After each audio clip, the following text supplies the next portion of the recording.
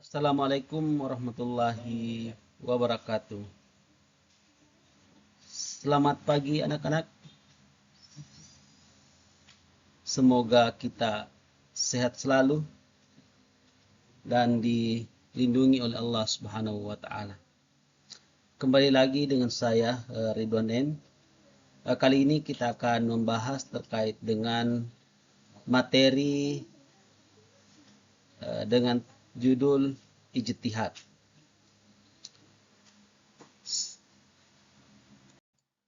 Adapun tujuan pembelajaran yang kita akan capai pada pagi hari ini, yang pertama adalah menjelaskan pengertian ijtihad.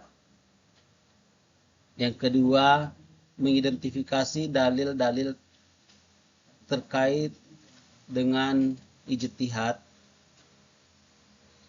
Dan yang ketiga adalah mengidentifikasi hukum ijtihad.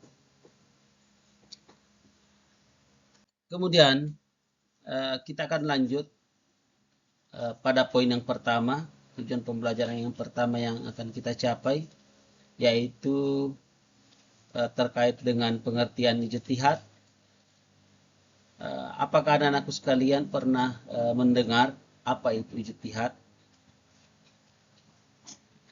Ya, ijtihad adalah bersungguh-sungguh dalam mencurahkan segala pikiran untuk menetapkan suatu hukum, dan dalam praktiknya dimanfaatkan untuk sesuatu yang sulit dan memberatkan. Oleh karena itu, tidak disebut sebagai ijtihad apabila tidak ada unsur kesulitan di dalam suatu pekerjaan, sehingga secara terminologis berijtihad berarti mencurahkan segenap kemampuan untuk mencari syariat melalui metode. Jadi, untuk menetapkan suatu hukum yang belum dijelaskan dalam Al-Quran dan hadis, tentunya para ulama akan melakukan ijtihad untuk mencapai suatu hukum tertentu yang belum dijelaskan dalam Al-Quran dan Al-Hadis. Selanjutnya, dalil terkait dengan ijtihad. Dalil terkait dengan ijtihad, dijelaskan dalam Quran surah An-Nahl ayat 38. A'udzubillahi minasyaitonirrajim. Bismillahirrahmanirrahim.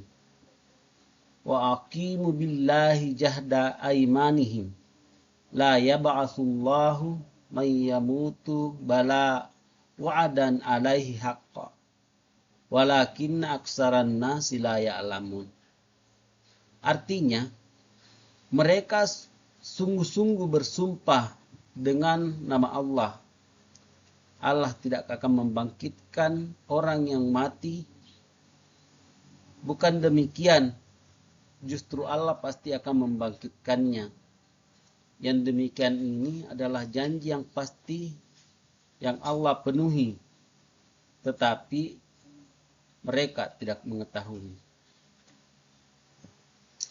Jadi ayat ini sangat jelas bahwa perlu untuk melakukan ijtihad, karena dalam ayat ini hanya dalam bentuk konteks saja, belum ketika kita membaca secara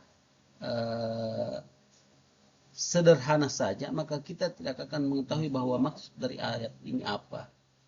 Maka dari ayat ini perlu penjelasan khusus oleh para mujtahid, para ulama, untuk menetapkan suatu hukum.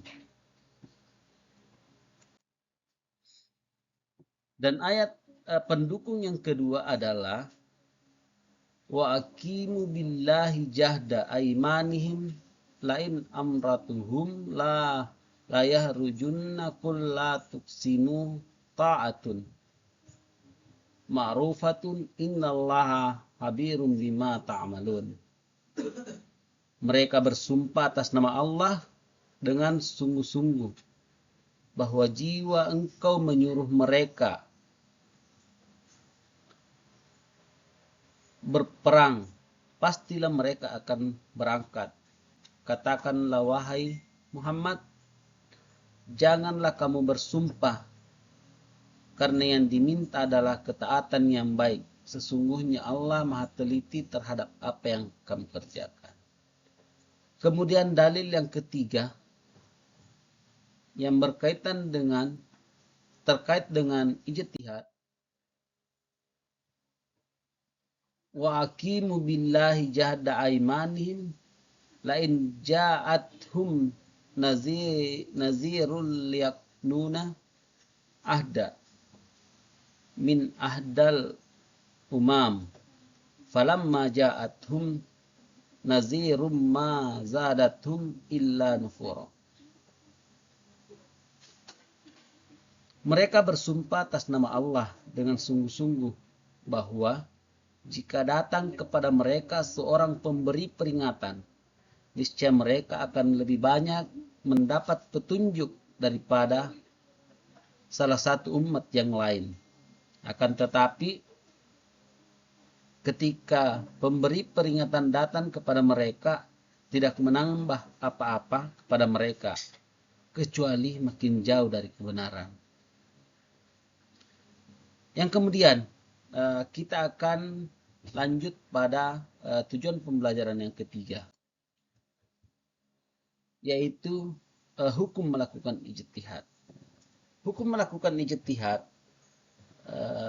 yang pertama adalah wajib atau fardu ain.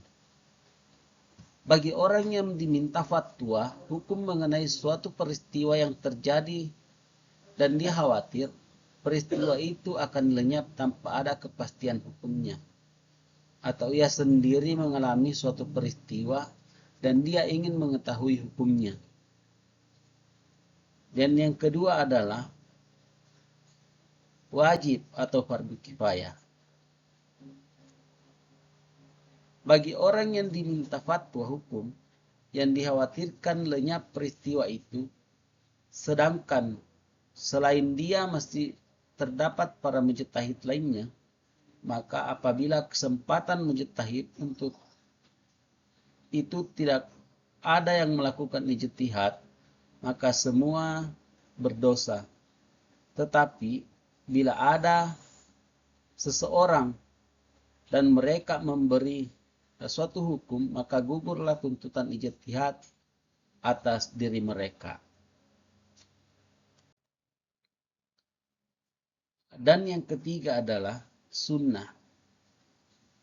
Apabila melakukan ijtihad mengenai dengan masalah-masalah yang belum atau tidak terjadi, maka hukumnya adalah sunnah.